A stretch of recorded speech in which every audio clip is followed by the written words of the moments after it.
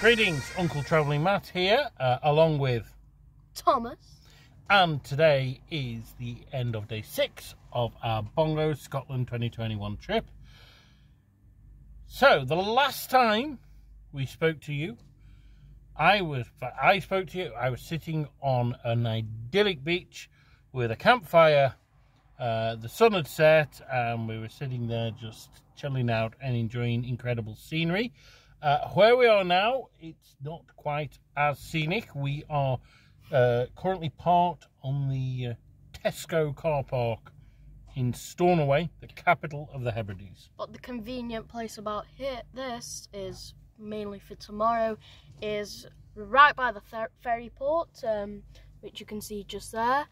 And here, which we'll be going tomorrow morning, is the garage, because the van's a bit... Yes. So, I mean, I talked about this before. Guy had a look at it last night. Brake pads. He said, you know, just risk it. Go up to Stornoway. Don't brake very much. And that's essentially the main thing we did today. We got up quite late, to be honest. And we made our way up to Stornoway. And, I mean, Lewis and Harris. So, Harris is the bottom half of the island. Lewis is the top half. Incredibly scenic island, but really different as well. The two holes do feel like different islands, and Harris is really mountainous, and it feels like, I'd say Scotland perhaps should feel, you know, with lochs and glens and mountains and stuff.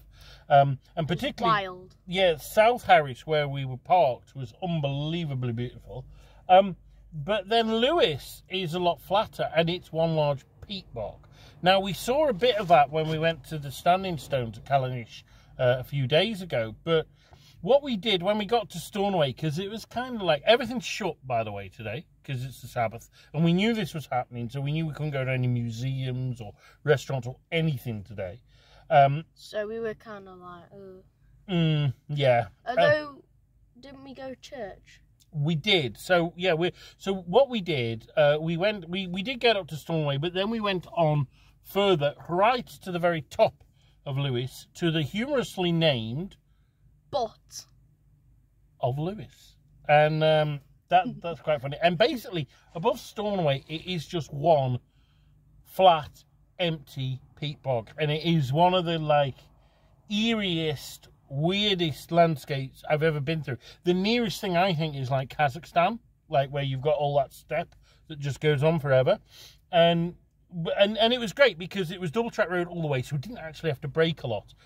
So the brakes were not a big problem today because I didn't really use them, which was great. And then we got right to the very north of the top of the Butt of Lewis, where we went to the Butt of Lewis Lighthouse. Yeah, it was.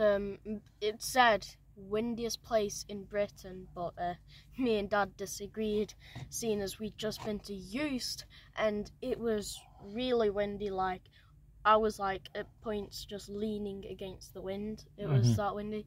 Yeah, it was windy, but nowhere near like Eust. So then, anyway, we went then down to a church, and the church, it was a really old one. It was about like 8th or 9th century, and named after a saint.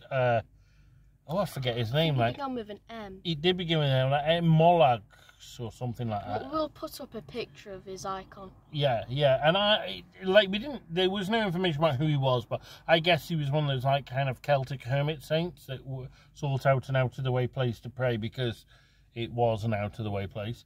And the church was closed, but there was a little like kind of shrine, which may have been like where his hut was, at the side, where you could go in and you know, pray at a very simple, very nice stone altar. However, Thomas.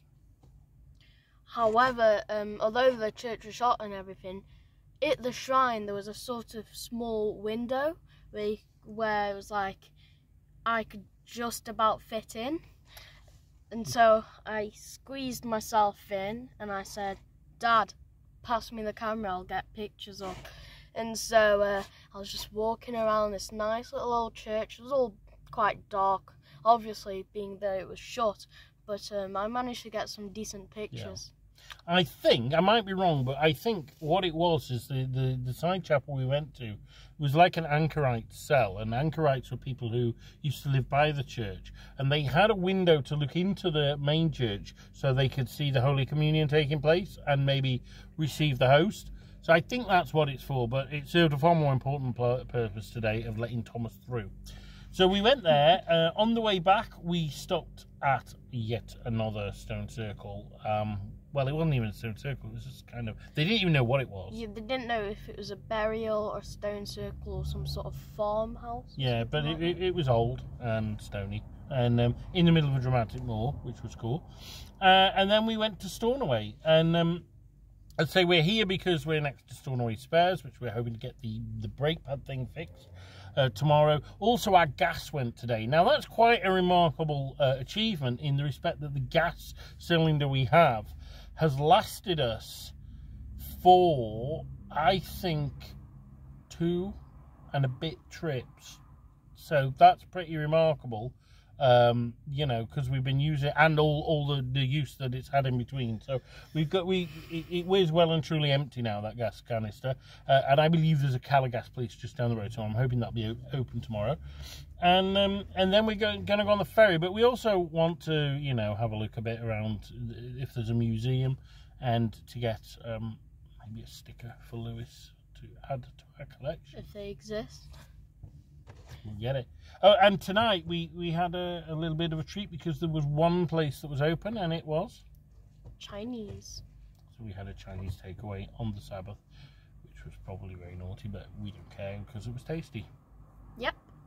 And that's it. So, from the gorgeous environs of the Tesco car park in Stornoway, this is Uncle Travelling Matt and Thomas Poynton. keep travelling. Keep travelling.